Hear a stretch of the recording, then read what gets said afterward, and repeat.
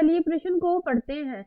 प्रश्न में है, जड़ों के भीतर जल का अधिकांश भाग किस प्रकार गति करता है। तो इस प्रश्न की मुख्य अवधारणा है,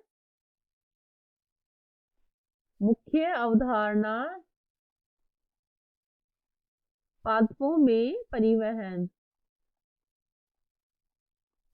में परिवहन। तो इसके अंतर्गत क्या होता है, हमारे कोशिका में कोशिका झिल्ली तक कोशिका भित्ति को पार करके कौन से अणुओं को अंदर आना है, कौन सो को नहीं आना, उस चीज के बारे में इसमें बताते हैं। तो यहाँ इसमें बताया है, पादपों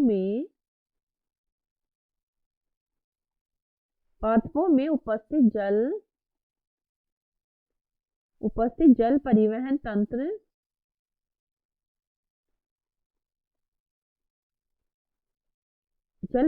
तंत्र में निम्न पथ होते हैं, या पथ होते हैं।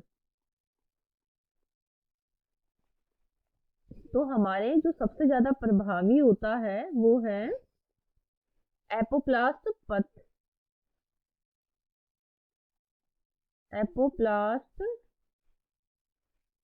पथ जिसे बोलते हैं। अधिकांश इस परिपथ द्वारा ही जल का परिवहन होता है।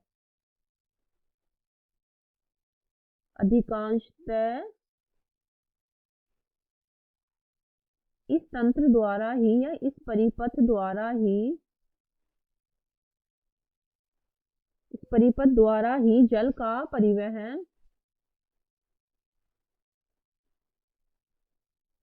परिवहन होता है। इसमें जड़ों में उपस्थित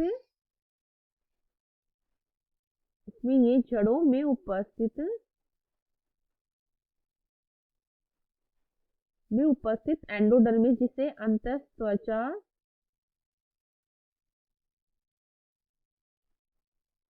अंतःत्वचा में कैस्पेरियन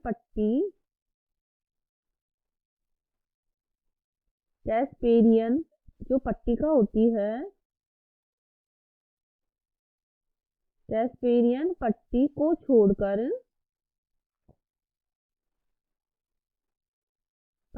छोड़कर पूरे पौधों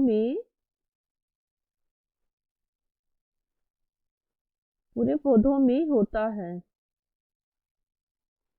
तो जो एपोप्लास्ट पाथवे होता है, पथ होता है, इसमें क्या होता है, ये जड़ों में उपस्थित जो एंडोडर्मिस होती है उसमें एक कैस्पेरियन पट्टी होती है, उसको छोड़कर पूरे पौधे में जो है जल का जो परिवहन होता है वो इस भाग से ही, इस परिपथ से ही होता है।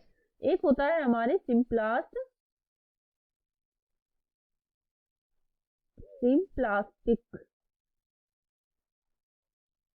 सिम्प्लास्टिक परिपथ में क्या होता है, ये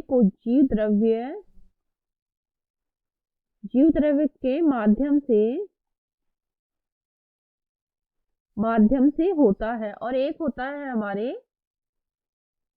अंतरकोशिकीय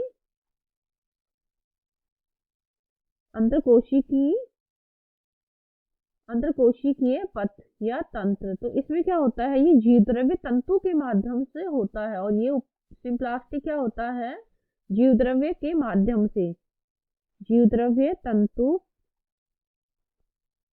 के माध्यम से। और इसमें जीव द्रव्य के माध्यम से इसमें प्लाज्मोडेस्माटा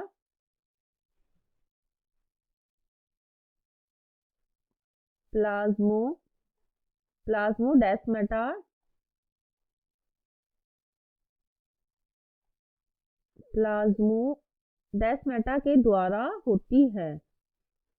तो हमारे प्रश्न में यही पूछा था, जो जड़ों के भीतर जल का अधिकांश परिवहन जो होता है या उसकी गति सबसे ज्यादा किसके द्वारा होती है, तो वो होती है एपोप्लास्ट पथ के द्वारा। आशा करती हूँ आपको इस प्रश्न का हल समझ में आया होगा। धन्यवाद।